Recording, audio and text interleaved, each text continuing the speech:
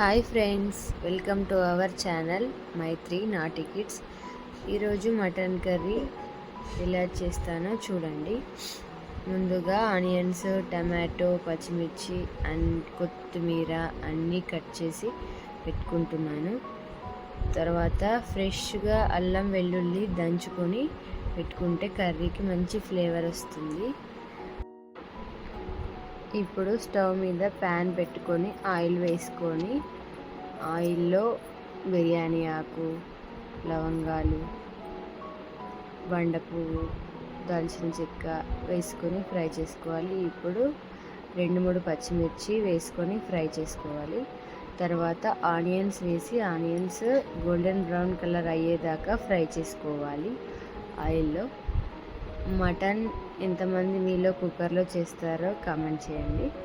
Mutton రెగ్యులర్గా కుక్కర్లో చేస్తే తొందరగా ఉడికిపోతుందని చేస్తాము, కానీ ఇలా ప్యాన్లో చేస్తే కొంచెం టైం ఎక్కువ పడుతుంది, కానీ టేస్ట్ అయితే బాగుంటుంది ఫ్రెండ్స్.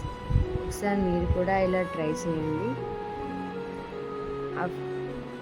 కానీ కొంచెం టైం ఎక్కువే పడుతుంది, ఎందుకంటే మటన్ చికెన్లా తొందర ఉడకదు కదా.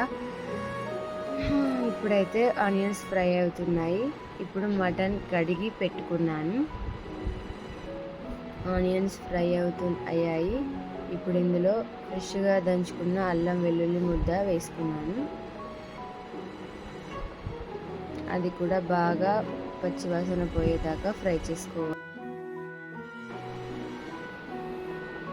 ఆనియన్స్, అల్లం వెల్లుల్లిపాయ అన్నీ బాగా ఫ్రై అయిన తర్వాత ఇప్పుడు కట్ చేసుకున్న ఒక టమాటా ముక్కలు, ధనియా పౌడర్, పసుపు వేసుకొని కలుపుకోవాలి. టమాటా కొంచెం మగ్గిన తర్వాత ఇప్పుడు మటన్ వేసుకోవాలి. మటన్ని కాసేపు ఆయిల్లో అలా ఫ్రై చేయాలి. ఇప్పుడు మటన్కి సరిపడా సాల్ట్ వేసుకొని కాసేపు మూత పెట్టుకొని మగ్గనివ్వాలి. ఇంకా ఉడకలేదు కాబట్టి నేను రాళ్ళుప్పు వాడుతున్నాను. రుచికి సరిపడా వేసుకొని కలుపుకొని కాసేపు మూత పెట్టుకొని కాసేపు మగ్గనివ్వాలి.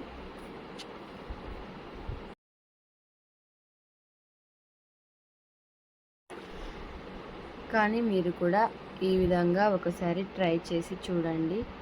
కుక్కర్లో వేస్తే ఈజీగా ఉడుకుతుంది, కాకపోతే ఇంత మంచి టేస్ట్ అయితే మిస్ అవుతాం మనం. ఇలా ఒకసారి ఓపికతో చేసుకొని చూడండి, టేస్ట్ ఎంత బాగుందో మీరే చూస్తారు.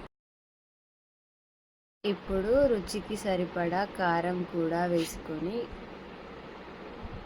కాసేపు కారాన్ని ఆయిల్లో ఫ్రై చేసుకోవాలి. కారం అంతా ముక్కలకి పట్టేలాగా కాసేపు అటు ఇటు కలుపుకొని మళ్ళీ కాసేపు మూత పెట్టుకొని మగ్గనివ్వాలి.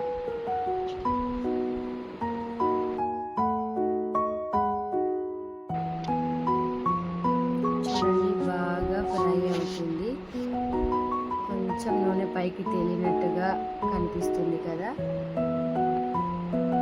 అలా అయ్యేదాకా బాగా కలుపుకొని కారం అంతా పట్టేలాగా ఫ్రై చేసుకోవాలి.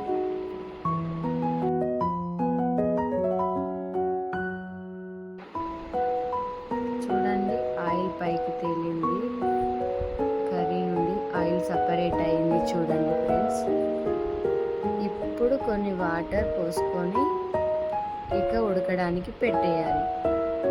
కాకపోతే కొంచెం టైం ఎక్కువే పడుతుంది, ఓపిక్గా చేసుకుంటే. ఇక్కడ మళ్ళీ కొంచెం సాల్ట్ అడ్జస్ట్ చేసుకుంటున్నాను.